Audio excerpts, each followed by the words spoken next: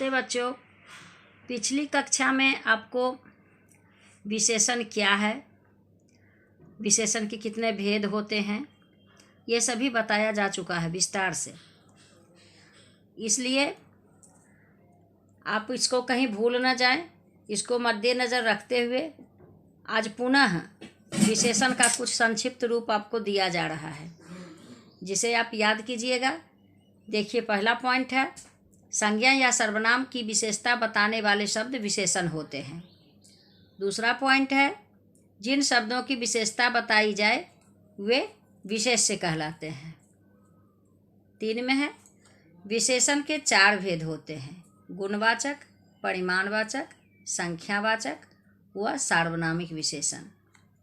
Number 5 में है, विशेषण शब्दों की विशेषता बताने वाले शब्द प्रविशेषण कहलाते हैं।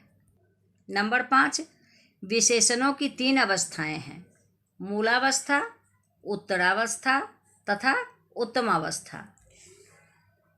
छठा पॉइंट है, संज्ञा, सर्वनाम, क्रिया, अव्यय आदि से विशेष्यों की रचना की जाती है।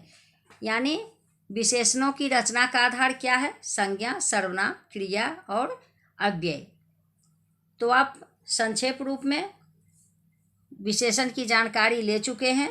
तो आइए, इससे संबंधित हम कुछ प्रश्न दे रहे हैं जिसका उत्तर आपको लिखना है।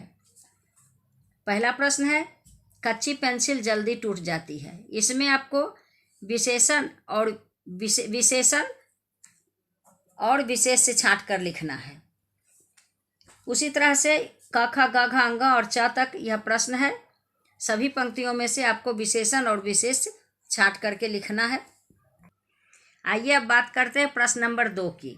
तो प्रश्न नंबर 2 में आपको क्या करना है कि दिए गए वाक्यों से संख्यावाचक व परिमाणवाचक विशेषण छांट कर लिखिए। पहले आप पढ़ चुके हैं कि संख्यावाचक विशेषण किसे कहते हैं और परिमाणवाचक विशेषण किसे कहते हैं। तो इसलिए यहाँ जो भी दिया हुआ है, क में दिया हुआ है, मुझे बाजार से 1 किलो मिठाई लेनी है। तो हम जानते हैं कि जहाँ मात्रा या वजन का बोध होता है वहाँ क्या होता है? परिमाणवाचक विशेषण होता है। तो इसलिए क में क्या हो जाएगा?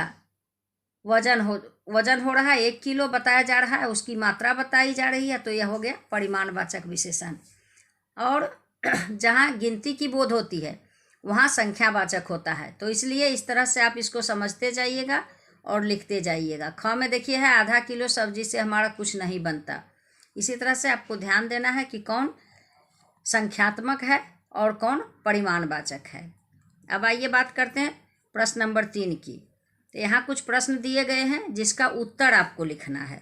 जैसे पहला प्रश्न है, विशेषण किसे कहते हैं? दूसरा है, विशेषण व विशेष्य में क्या अंतर है? तीसरा प्रश्न है, विशेषण के कितने भेद होते हैं? चौथा है, विशेषण की प्रमुख अवस्थाएं कौन कौन सी होती हैं? तो आप सभी प्रश्न अच्छी तरह से समझ गए होंगे और सबों का उत्तर आप लिखिएगा। धन्यवाद।